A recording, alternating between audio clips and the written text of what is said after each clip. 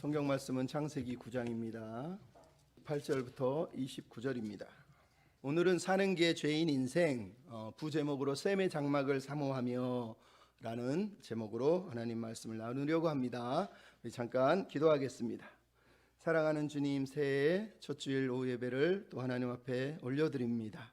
우리가 올해도 주님의 말씀과 주의 뜻을 분별하고 하나님이 기대하시는 백성으로 설 수 있도록 은혜를 허락하여 주시옵소서.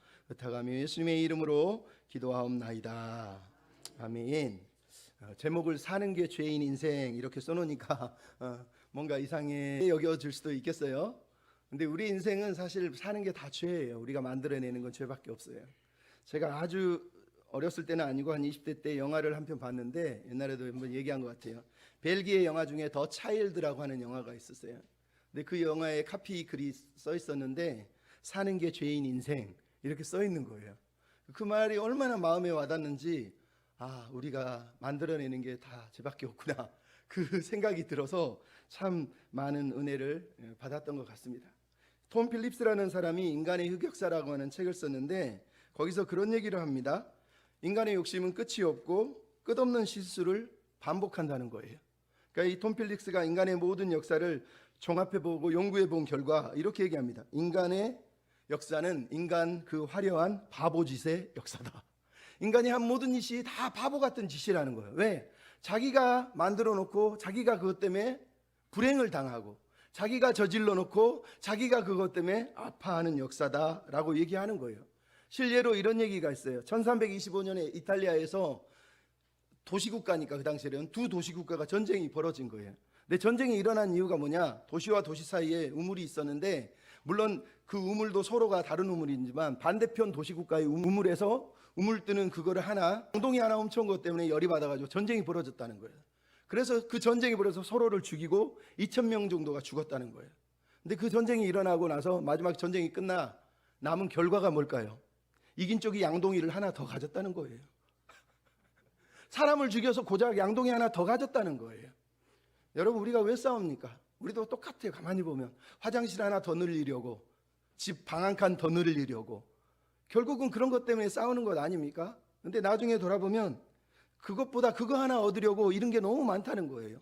화장실 하나 더 늘리려고 배신하고 미워하고 시기하고 짓밟고, 그게 우리의 인간의 역사라는 거예요. 그래서 톰 필립스가 이렇게 얘기합니다. 인간은 정말 망치는 일, 망하는 일의 재주가 탁월하다. 우리는 망치는 일에 아주 탁월하다는 거예요. 오늘 본문 노아의 이야기가 그거예요. 오늘 본문 이야기는 노아가 노아 홍수 이후 350년을 살았는데 350년 동안 어떻게 살았는지 몰라요. 단지 오늘 본문 이 이야기 하나만 저자가 딱 끄집어내서 이것만을 기록해 놓고 있는 거예요. 즉, 이 이야기는 선택적으로 이걸 선택했다는 걸 알 수가 있단 말이에요. 왜 이걸 선택했느냐? 이 이야기는 이제 노아 홍수 이후 10장부터 시작에는 노아의 아들들이 세상으로 퍼져나가게 되는데, 그 퍼져나가게 되는 그 역사가 어떤 역사인지를 규정하기 위해서 그 성격이 무엇인지를 이 이야기 속에 들려주는 거고, 또 하나는 가나안 전쟁을 치르고 있는 이스라엘 백성들에게, 가나안 땅을 향해 가는 사람들에게 이 말씀을 들려주고 있는 거예요. 그러니까 이 이야기를 통해서 노아가 무슨 실수를 했느냐 이거를 사실 강조하는 게 아니라, 이 본문 속에 드러나고 있는 함의 죄와 가나안이 저주를 받는 이야기들을 통해서 가나안 땅을 향해 나아가는 사람들에게 왜 우리가 가나안 땅으로 가야 되는지라는 걸 들려줄 뿐만 아니라, 이제 10장부터 시작되는 인류의 이야기가 사실은 은혜의 역사가 아니라 죄의 역사라는 거예요. 인간 편에서 말하는 거예요. 인간들이 하는 모든 일은 다 그냥 죄를 짓는 거라는 거예요. 그래서 인간이 어려서부터 생각하는 것이 죄라고 말씀하신 그 역사가 이제 시작되고 있다는 걸 말하는 거예요. 그러니까 오늘 본문 노아 홍수 이야기 9장 18절부터 29절에 나오는 이 포도주 사건은 인간의 역사가 죄의 역사요, 더불어서 은혜의 역사라는 거예요. 죄의 역사요, 은혜의 역사라는 거예요. 인간은 죄를 짓고 망치고 하나님은 그것을 보수하시고 다시 세우시려고 하는 그 역사가 일어나고 있다라고 우리에게 들려주고 있다는 거예요. 오늘 본문을 읽기 시작하지 않습니까? 8절 19절에 방주에서 나온 노아의 아들들은 셈, 함, 야벳인데 그 아들들을 통해서 온 땅에 민족이 퍼져나갔다는 거예요. 이게 무슨 얘기입니까? 하나님은 하나님의 약속을 지켰다는 거예요. 하나님은 내가 네 아들을 통해서 너희가 생육하고 번성하게 할 거야 하고 축복을 해줬고, 하나님의 약속대로 하나님은 여전히 약속을 실천하고 계시고, 그래서 온 땅으로 이제 노아의 아들들이 퍼져나가요. 10장이 그 내용을 하는 거예요. 이거는 그러니까 이미 10장 이야기를 미리 요약해 놓고 있는 거예요. 근데 잠깐 그러면서 뭐라 그러죠? 함은 가나안의 아버지야 라고 18절에 얘기를 하고 있어요. 왜 갑자기 얘기를 하다 말고 중간에 가나안과 함을 얘기하겠습니까? 이제 우리가 그 다음에 다시 설명을 하겠지만, 가나안이 무척 중요하다는 거, 이 이야기의 주인공은 사실은 가나안이라는 거예요. 가나안을 주목해 봐야 된다라고 얘기를 하고 있는 거죠. 그리고 나서 이제 얘기를 하는데 20절부터 시작된 얘기가 뭡니까? 노아가 농사를 시작하여 포도나무를 심었다. 여러분, 포도농사라는 건 긍정적일까요? 부정적일까요? 이렇게 보면 긍정적인 거예요. 왜요? 여러분, 포도나무는 이스라엘을 대표하는 상징인 나무가 포도나무예요. 그러니까 하나님이 이사야에 뭐라 그러죠? 내가 내 포도원을, 이스라엘을 가르쳐서 내가 내 포도원을 심었다라고 이렇게 얘기한단 말이죠. 그러니까 포도나무는 하나님이 보시기에 귀한 거예요. 요한복음 15장에도 예수님 뭐라 그러죠? 나는 참 포도나무요, 내 아버지는 포도원 농부시니. 그러니까 포도원을 만들었다는 건 전혀 문제가 되는 게 아니에요. 노아가 포도나무를 심었다고 그래서 그게 무슨 인류의 타락이 시작됐다 이렇게 들려주는 이야기는 아니란 말이에요. 근데 어떤 사람은 노아가 포도나무를 심었다 그러니까 노아가 최초로 포도주를 만든 사람이다 이렇게 생각하는 사람도 있어요. 근데 절대 그렇지 않습니다. 노아가 포도주를 제일 먼저 만든 사람이 아니에요. 예수님이 뭐라고 그럽니까? 노아의 때 방주에 들어가기 전에 사람들이 먹고 마시고 시집가고 장가갔다. 이미 노아 홍수 전에도 사람들은 포도주를 마시고 그렇게 살았어요. 홍수 후에도 노아는 이제 포도주에 대한 기억이 있으니까 그렇겠죠? 포도원을 만들어서 포도주를 심었단 말이에요. 근데 재밌는 게 탈무드에 이런 이야기가 있어요. 이게 탈무드라고 하는 유대인들의 그 전설 같은 이야기, 물론 지혜서이기도 하지만 거기에 보면 어느 날 인류 최초의 사람이 포도원을 만들고 포도나무를 심고 있었다는 거예요.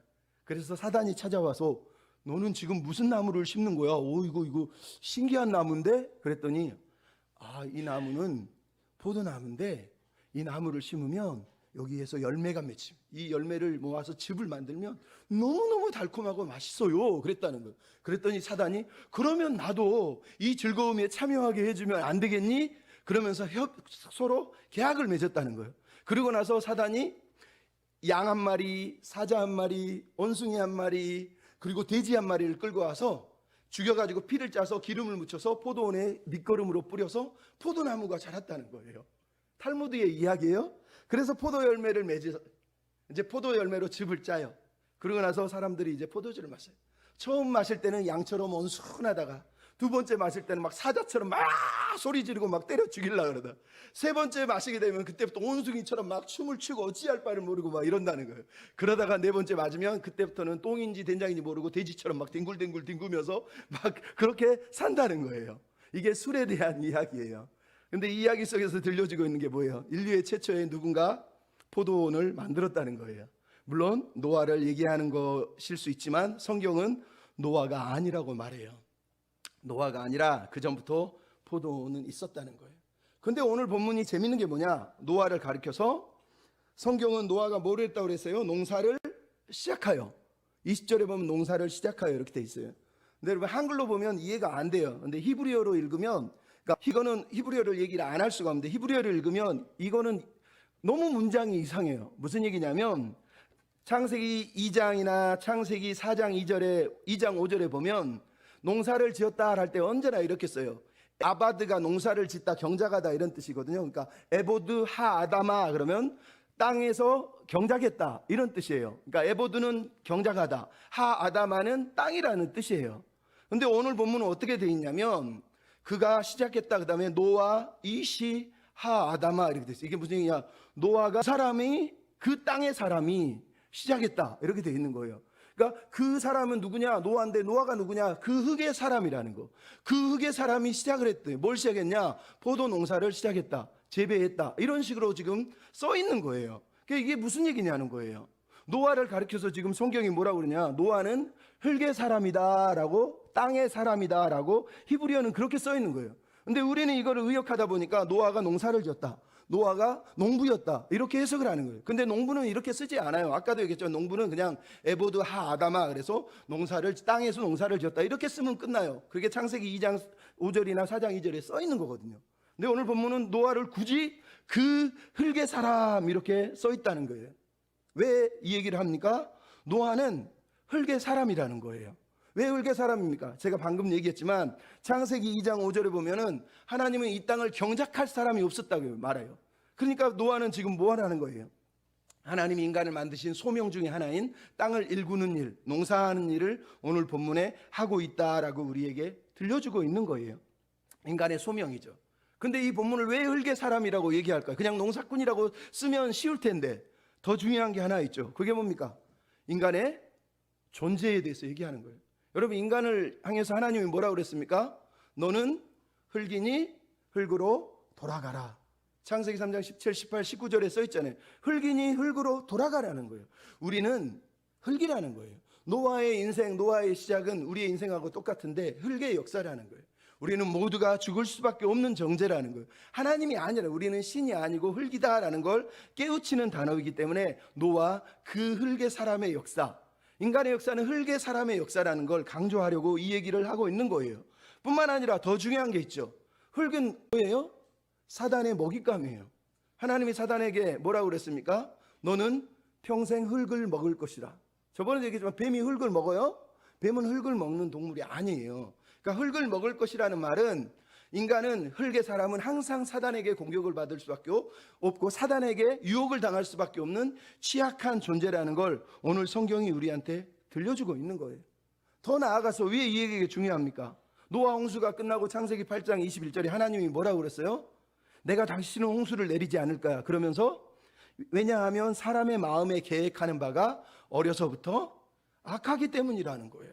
즉 노아가 흙의 사람이라는 말은 죄를 가진 인간이고 사단의 공격을 받고 유혹에 빠져서 넘어질 수밖에 없는 그런 죄성을 가진 인간이라는 얘기를 하는 거예요. 그 죄 많은 인간이, 사는 게 죄뿐인 인간이 이제 농사를 짓고 이제 포도 농사를 짓고 이제 삶을 시작했다, 이 얘기를 우리한테 들려주고 있는 거예요.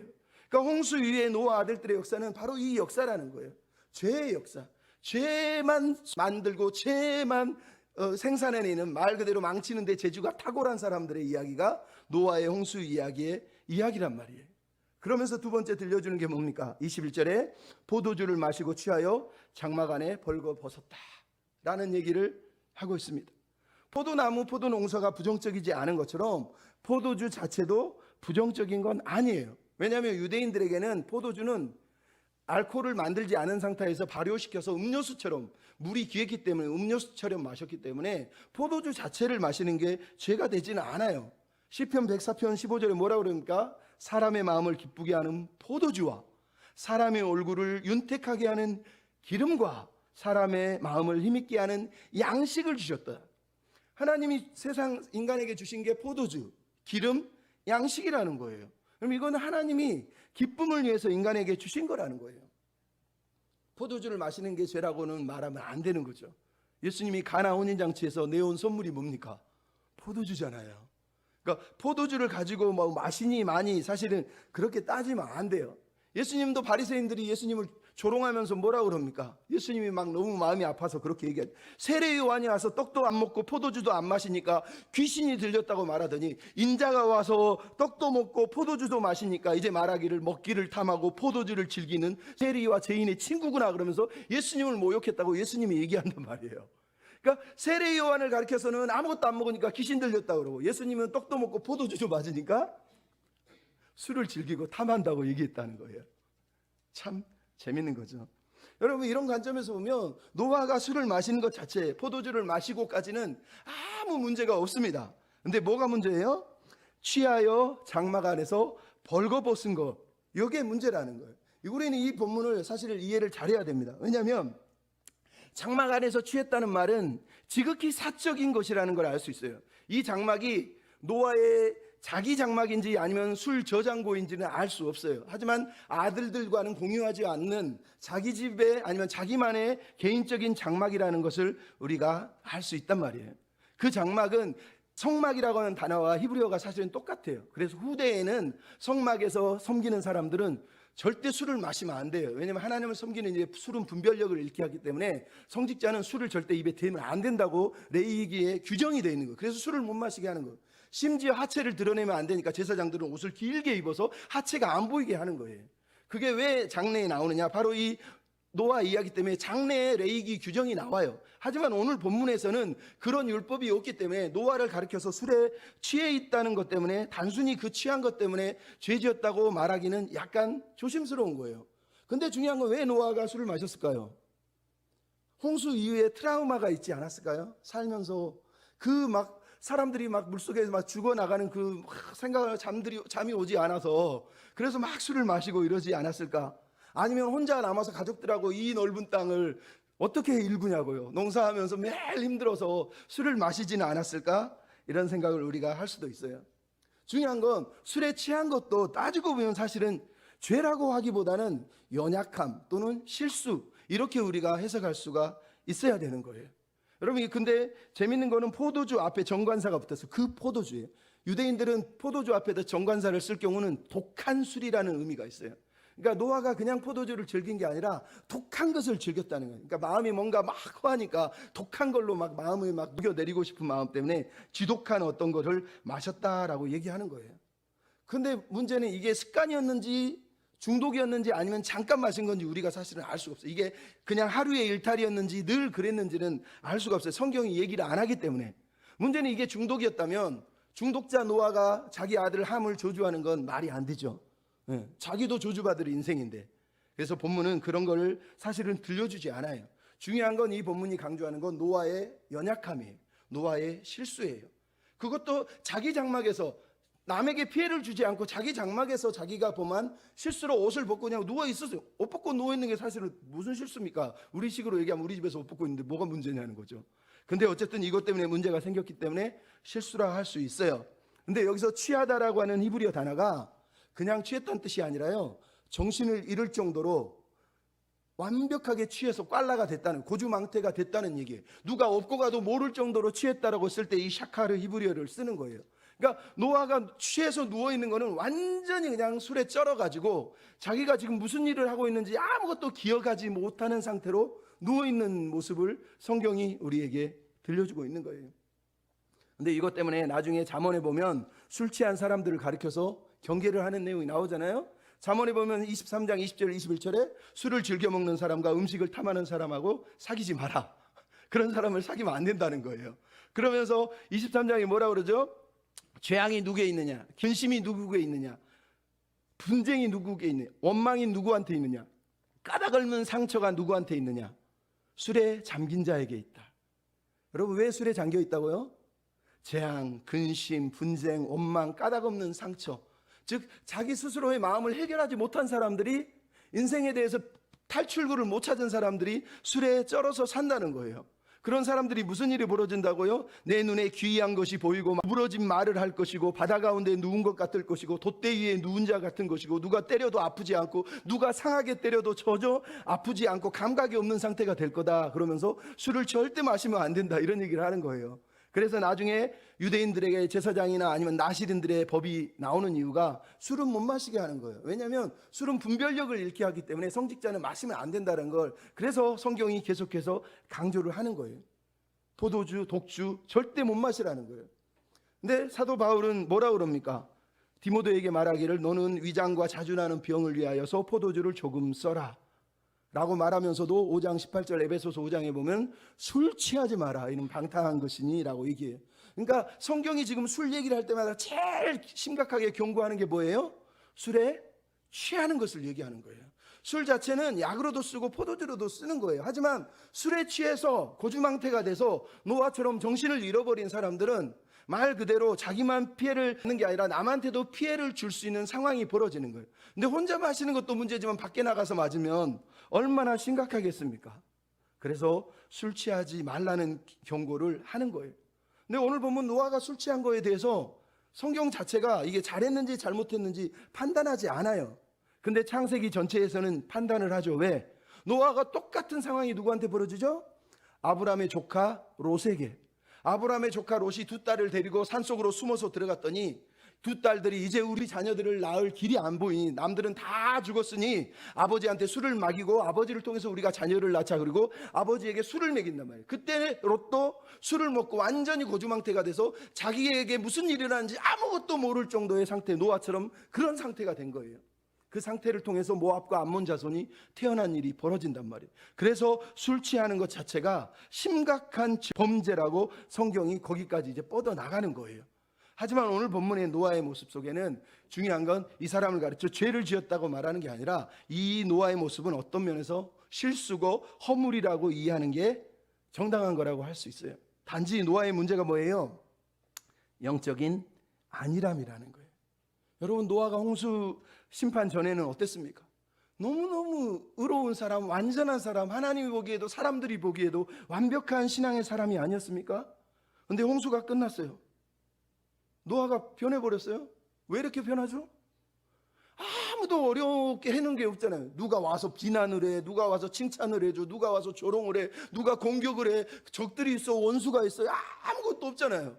그러니까 신앙이 게을러지고 편안해지고 그냥 할 일이 없으니까 술을 마셨을 가능성도 있다는 거예요. 중요한 건 하나님의 비전과 하나님의 꿈을 위해서 홍수 전에는 막 달려가던 사람이 홍수가 끝난 이후에는 하나님과 상관없는 삶을 지금 살고 있다고 우리에게 들려주고 있는 거란 말이죠. 여러분, 이게 신앙인의 문제라는 거예요. 어려움이 있으면 그나마 하나님 붙들고 주여 주여 하는데 어려움이 사라지면 말은 자기 하나님 잘 믿고 있대. 근데 가만히 보면 영적인 게으름 속에 우리가 빠져서 사는 경우가 많단 말이에요.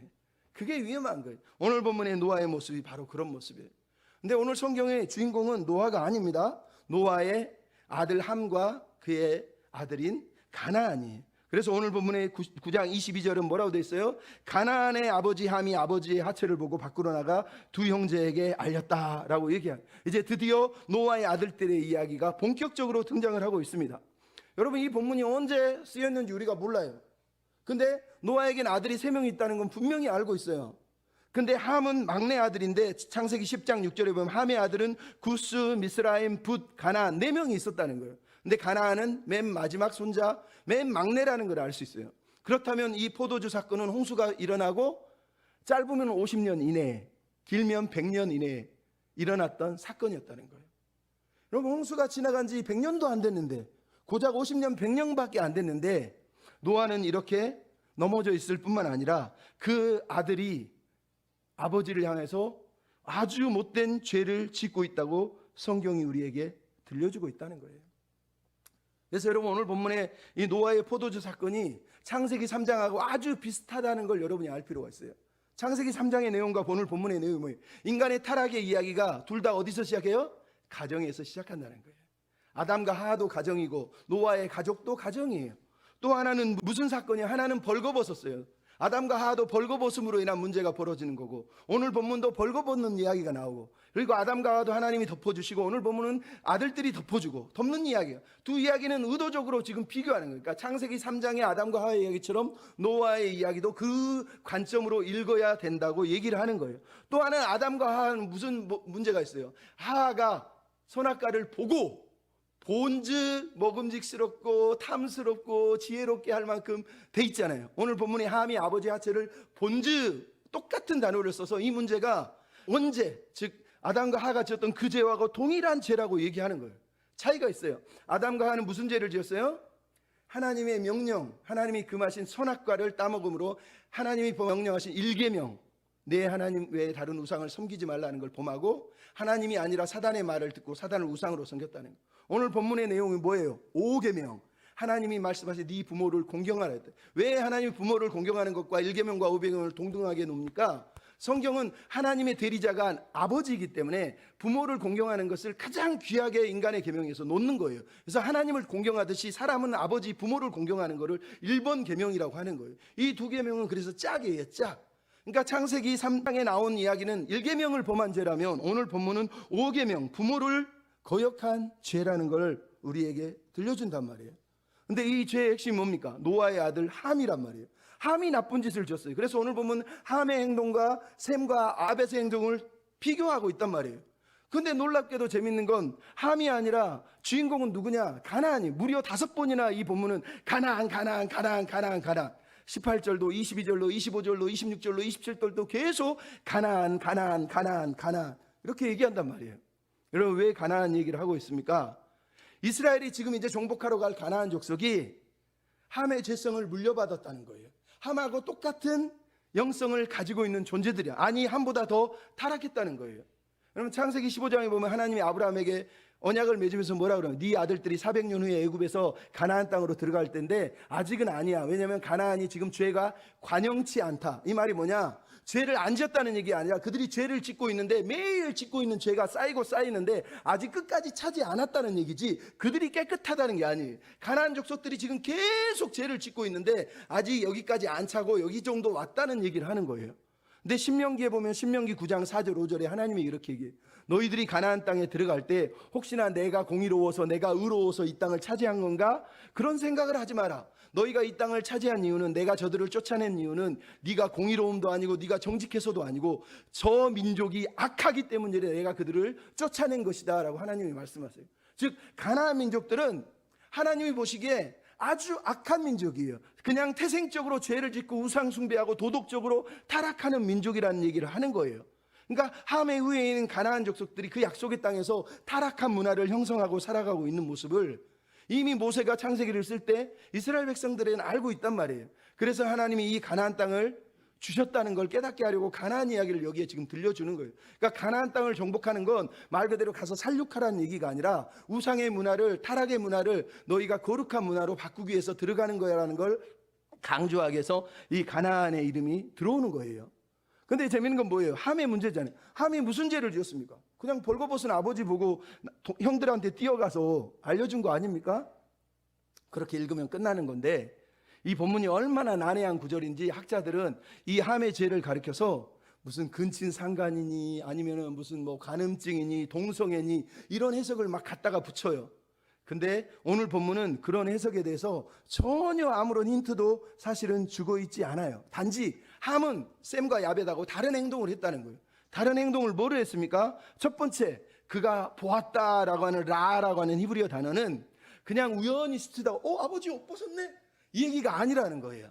여기서 보다는 라라는 단어는 자세히 조사하고 뚫어지게 관찰하고 조사해보고 탐구해보고 아버지가 이런 모습이야 라고 말하면서 아버지의 벌거벗은 자체를 스캔하듯이 완벽하게 스캔을 했다는 얘기를 하는 거예요. 그러니까 의도적으로 고의로 쳐다보고 있는 얘기를 우리한테 하고 있는 거예요. 그래서 창세기 3장에 하와가 나무를 본즉 그 열매를 본즉할 때 보다는 말이 뭐예요? 그냥 봤다고 그랬어요? 본즉 자세히 보니 아름답고 먹음직스럽고 보암직스럽고 지혜롭게 할 만큼 이게 무슨 얘기냐? 그 보다라는 단어가 욕망을 끌어올리는 단어예요. 모든 욕망이 다 집착되어 있는 단어가 바로 이 단어라는 거예요. 뿐만 아니라 그 다음에 뭐가 나와요? 알리메, 나가드. 알리메라고 하는 히브리어 단어는 그냥 나가서 얘기했다는 뜻이 아니에요. 이 알리메라는 단어는 광고했다는 뜻이에요. 막 여기저기 떠벌리면서 야 아버지가 옷을 벗었어, 아버지가 옷을 벗었어 그러면서 사람들한테 소문을 냈다는 거예요.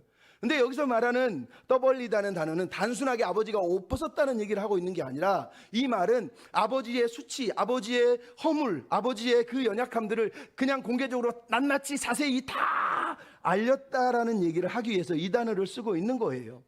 그래서 중요한 거 왜? 여러분 뱀이 여자에게 하나님을 비난한 것처럼 지금 함이 자기 아버지를 비난하고 있는 거예요. 뱀하고 함은 똑같은 짓을 하고 있는 거란 말이에요. 여러분 왜 아버지의 벌거벗은 것을 보는 게 문제일까요? 보는 게 문제예요. 일단 창세기 자체에서도 우리가 죄를 지은 인간은 벌거벗음을 수치로 여기는 거예요. 그래서 벌거벗은 그 순간 우리는 허물과 연약함과 수치가 다 드러나는 거예요. 그래서 하나님이 덮어주신 거예요. 그러니까 인간이 하는 일은 수치와 허물을 볼 때 그거를 덮어주기 위해서 존재하는 것이지 그거를 보라고 있지 않아요. 고대 근동에서는 그래서 부모의 하체를 절대로 부모의 벌거벗은 모습을 보지 않아요. 우리야 요즘 시대를 사니까 아버지 따라서 목욕탕 가고 어머니 따라서 목욕탕 가지만 옛날에는 그런 거 없어요. 죄송하지만 어른들 부모의 하체를 본다는 건 말 그대로 부모를 경멸한다고 무시한다는 얘기예요. 아버지로 여기지 않는다는 의미예요. 그 권위를 깎아내리고 당신은 아버지 자격이 없어, 내가 리더십을 취할 거야 라고 하는 아버지의 권위에 대한 도전이 하체를 보는 거, 벌거벗음을 보는 거라는 걸 성경이 얘기하는 거예요. 여러분이 광해 왕의 남자 이런 영화 보면은 나오잖아요. 임금님이 변을 보는데 막 궁녀들이 와가지고 아이고 우리 임금님 변을 보셨습니다. 그래서 막 그 변 냄새만 맡죠. 아이고 임금님 냄새. 좀 죄송하지만 그런 것처럼 사극에 보면 왕의 옥체를 보다니, 왕의 옥체를 만지다니, 닿기만 해도 난리가 나잖아요. 고대 근동 이 당시는 부모를 본다는 게 그런 의미라는 거예요. 그러니까 함이 부모를 봤다는 말은 아버지의 권위를 깎아내리고 아버지를 의도적으로 깎아내릴 틈을 계속 찾고 있었다는 거예요. 이게 일탈이 아니라 습관처럼 아버지에 대한 불만과 불평이 가득 차 있었던 사람이 드디어 아버지를 무너뜨리기 위하여서 이 아버지의 권위에 도전하는 장면이 오늘 본문에 등장했다고 사실은 우리에게 얘기를 하는 거예요.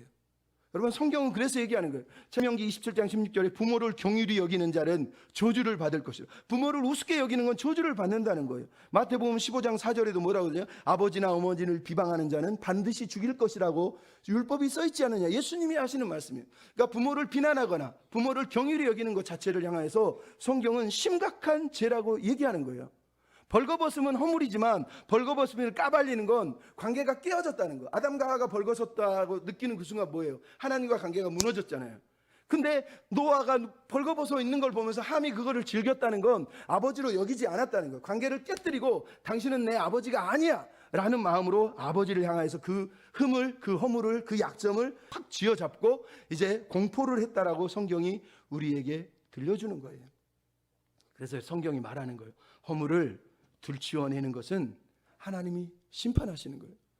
남을 벌거벗게 만든다는 얘기는 남을 까발려서 수치를 드러내는 거예요. 그런 행위를 하는 자를 성경은 하나님이 심판하실 거라고 해요. 하박국 2장 15절에 보면 신미롭게도 오늘 본문처럼 이렇게 써요. 이웃에게 술을 마시게 하고 그 하체를 드러내는 자는 화가 있으리니 하나님이 영광을 가릴 것이다. 이런 단어를 쓰고 있단 말이에요. 그럼 오늘 본문을 통해서 여러분이 느껴야 될 게 하나가 있어요. 뭐예요? 함과 가나안의 죄성이에요. 여러분 노아가 의인이잖아요. 완전한 자잖아요. 근데 왜 100년도 안 됐는데 그 세 아들 중에 한 놈이 이런 짓을 하고 그 네 아들 중에 한 놈이 가나안이 그런 죄성을 가지고 태어났어요? 하나님이 죄성을 심어줬나요? 부모는 노아는 하나님을 믿는 사람으로서 열심히 살았을 거 아니에요. 당대의 의인이요 완벽한 자였다는 건 아들들이 볼 때마다 아버지가 거룩하게 살자, 아름답게 살자, 신실하게 살자 얼마나 외쳤겠어요. 근데 셈과 야벳은 그것을 받아들이는데 함은 왜 아버지 그렇게 힘들게 살아야 됩니까? 난 싫은데, 난 다르게 살고 싶은데 그 마음이 있었다는 거예요. 여러분 본문이 이야기하는 거예요. 이게 인간의 역사라는 거예요. 인간의 역사. 우리가 아무리 기도하고 자녀를 양육하고 싶지만 어떤 놈은 꼭 천국행 열차에서 뛰어내린단 말이에요. 가인처럼 오늘 본문에 나오는 이 아들 함이 이제 뛰어내리고 있는 얘기를 우리에게 들려주는 거예요. 여러분 근데 다르게 셈과 야벳은 뭐를 했다고 그럽니까?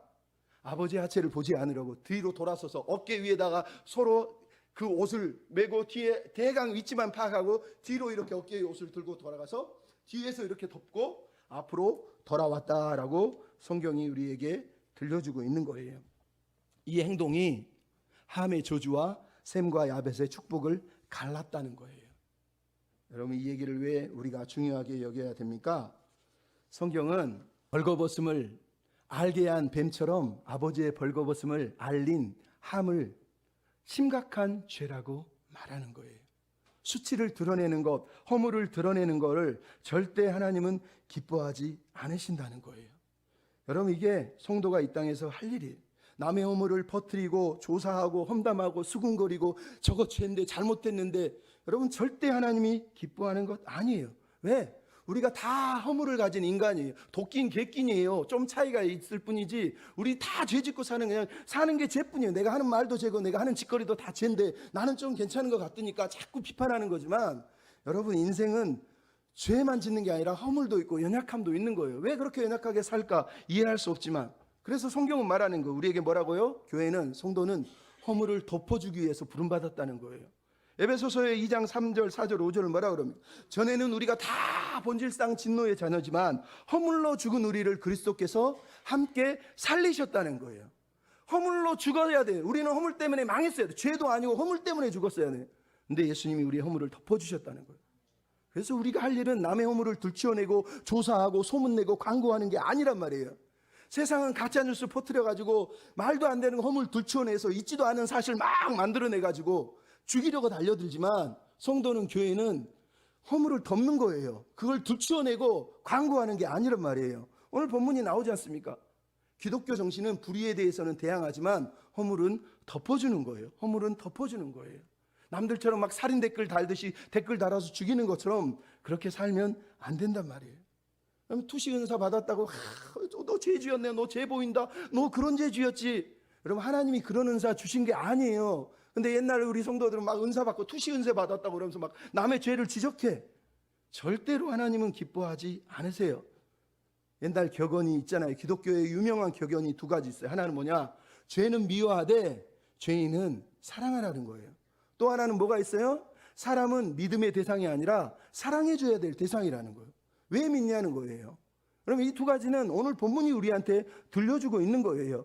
여러분, 우리는 서로의 약점을 찾아서 헐뜯고 마녀사냥하듯이 죽이기 위해서 사는 그런 검사가 아니에요. 막 죄를 들추어내서 없는 죄까지 만드는 검사짓거리 하는 게 아니라, 교회는 하나님의 은혜로 서로의 부족한 부분을 덮어주고 채워주고 그런 파트너예요. 파트너. 그걸 에제르라고 말하는 거예요. 돕는 배필, 에제르. 여러분, 우리는 그런 삶을 살아요. 남의 아픔, 실수, 허물을 보고 막 꾸짖고 쫓아다니면서 들추어내지 마시고 덮어주고 보듬어 주는 거예요. 여러분, 예수님이 이런 말씀을 하세요. 삼가 이 작은 자 중에 하나도 없인 여기지 마라 라고 말하면서 마태복음 18장에 이런 말씀이 있어요. 네 형제가 죄를 짓거든 너는 가서 그 사람과 상대해서 권고해라. 그래도 안 들으면 한두 사람을 또 데려가서 공고해라. 그래도 안 들으면 두세 증인으로 확증해라. 그리고 교회에 말하라. 그리고 교회가 말해도 듣지 않으면 이방인처럼 여겨라. 그랬더니 이 말을 들으니까 베드로가 그러면 이 행위를 다 하고 나서 말 안 들으면 쫓아내면 되군요 라고 결정한 게 아니라, 베드로는 예수님의 말을 듣고 예수님 말씀은 지금 저 사람을 불쌍히 여기라는 뜻이구나. 그래서 바로 예수님에게 물어봐요. 예수님, 대체 그러면 형제가 죄를 지었을 때 몇 번을 용서해 달라는 겁니까? 7번 용서하면 됩니까? 그랬더니 예수님 뭐라고요? 7번이 아니라 70번씩 7번이라도 용서하라는 거예요. 그러니까 베드로는 예수님이 하는 말이 무슨 의미인지 알았어요. 예수님은 지금 허물 있는 사람, 죄 지은 사람을 절차를 밟아서 쫓아낼 걸 근거를 주신 게 아니라 어찌하든지 붙들고 포용하고 허물을 덮어줄 그 마음을 들려주셨다는 거예요. 베드로가 그거를 캐치한 거예요. 그래서 예수님은 어떻게 하라고요? 세상에 저렇게 많이 죄 지은데 용서하라고요?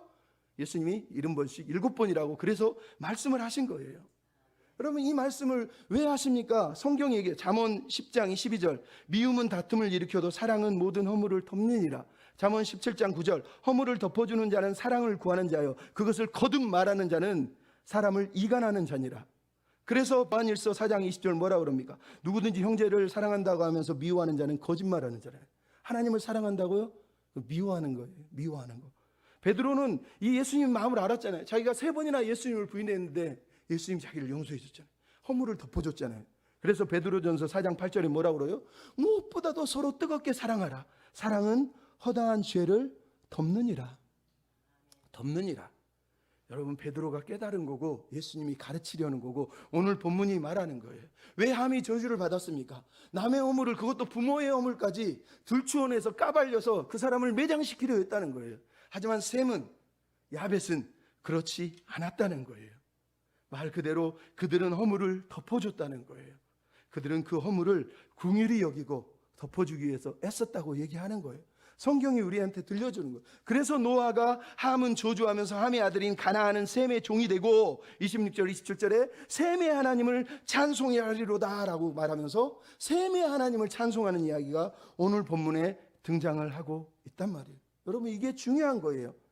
노아는 가나안을 저주하면서 기뻤을까요? 아니죠. 왜 나 같은 사람에게 함이 나오고 함에게서 저런 가나안이 나왔을까? 왜냐하면 가나안은, 우리는 모르지만 학자들은 가나안의 아버지 함이 하체를 봤다 이 말을 듣고 손자인 가나안이 아버지 하체를 보고 아버지한테 뛰어가서 알리니까 아버지 함이 다시 와가지고 그거를 보고 알렸다 이렇게 해석하는 유대인들이 있을 정도로 가나안은 어려서부터 누가 가르치지 않아도 죄성이 있었다는 거예요. 함도 그런 죄성이 있었다는 거예요.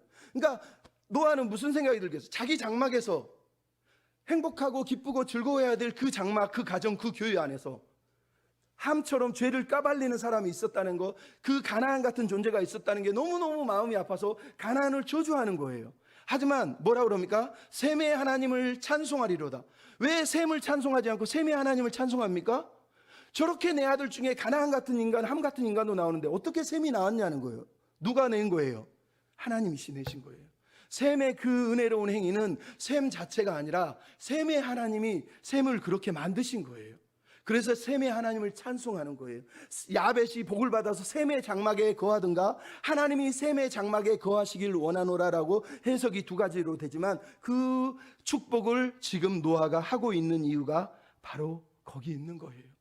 셈처럼 하나님의 은혜를 알고 이유도 알 수 없는 하나님의 은혜에 붙들려서 하나님의 은혜를 함은 안 하는데 증거하고 있는 사람.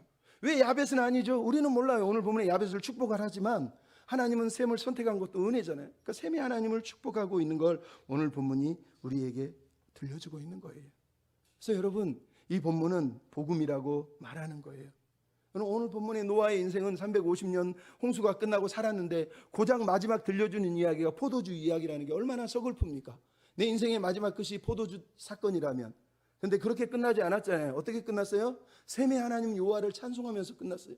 나의 장막은 헐벗음의 장막이고 서로가 비난하고 허물을 까발리는 장막인데 하나님이 셈의 장막으로 들어오시면, 셈의 장막에 하나님이 거하시면, 그 장막에 오시는 셈의 후손인 예수께서 우리를 보혈의 장막으로 덮어주시고 은혜의 장막으로 덮어주셔서 우리의 허물을 다 가려주시면, 셈의 장막에 거하는 야벳들, 이방인들, 셈의 장막에 종이 되어 거하는 가나안조차도 그 허물의 사함을 받고 그 죄의 사함을 받는, 가리움을 받는 은혜의 백성들이 될 것이라고 우리에게 오늘 말씀을 하는 거예요.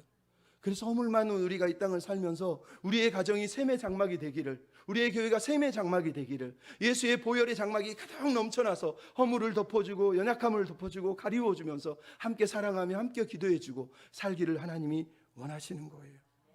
오늘 본문의 이야기를 기억하십시오. 우리는 흙의 사람이에요. 우리는 죄밖에 짓지 못해요. 그래서 우리에게 사랑이 필요해요. 허물을 덮어줄 사랑, 우리 연약함을 가리워줄 사랑. 그 사랑이 누굽니까? 오늘 본문이 말하는 거예요. 정지하지 않으시는 분, 우리 대신 허물을 다 담당하신 분, 셈의 장막에 오셔서 우리를 위해서 자기를 다 내어주셔서 우리 허물을 다 씻겨주신 분, 예수 그리스도. 우리는 그분을 의지하면서 하는 게, 행하는 게 죄뿐인 인생, 예수의 보혈을 의지하여 사랑하며 승리하는 우리가 됐으면 좋겠습니다. 우리 같이 찬양 부르고 기도하고 마치겠습니다. 우리 예수님의 은혜는, 우리 하나님의 은혜는 잊을 수 없는 은혜. 우리의 허물을 덮어주시고 우리의 연약함을 용납하시고 우리의 범죄함조차 다 용서해 주시려고 하늘로 오르신 거 아닙니까? 교회는 맨날 은혜 말하면서 제일 은혜 없는 것이 교회라고 세상에 손가락질을 해요. 왜? 말은 은혜인데 실제로는 은혜가 아니에요. 우리 그렇게 살아야 되겠습니까? 허물을 덮으시는 하나님, 우리도 그렇게 살게 해주십시오. 셈의 장막에 오신 주님, 우리 안에 오시옵소서. 이런 마음으로 같이 찬양하고 마쳤으면 좋겠습니다. 우리 예수님의 사랑을 생각해 보시면서 잊을 수 없는 은혜, 잊을 수 없는 은혜, 주님의 크신 사랑, 주님의 크신 사랑, 자신을 버리심으로 자신을 버리심으로 우리를 품으시고 덮으셨습니다. 나를 품어주셨네. 허물을 덮으시고 용납하시는, 허물을 덮으시고 우리의 모든 허물을 덮어주셨고 우리의 모든 죄를 용납하셨습니다. 용납하시는 사랑, 놀라운 주님의 사랑, 내 마음을 높이시네. 주님 사랑해요, 진정 감사해요. 나를 생각하시 오직 주님만을 내 삶을 다해 주만 바라보며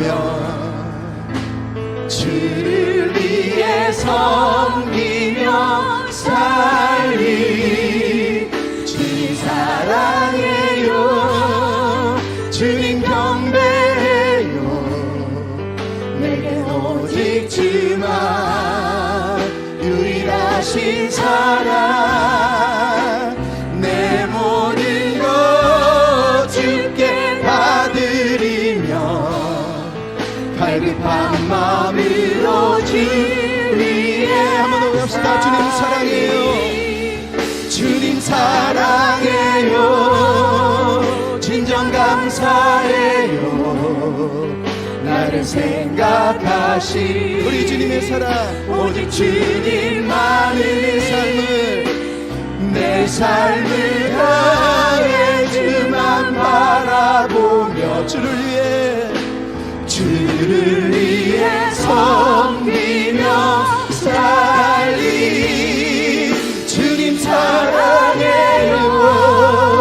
주님 경배해요. 내게 오직 주만 유일하신 사랑 내 모든 것 주께 다 드리며 갈급한 마음이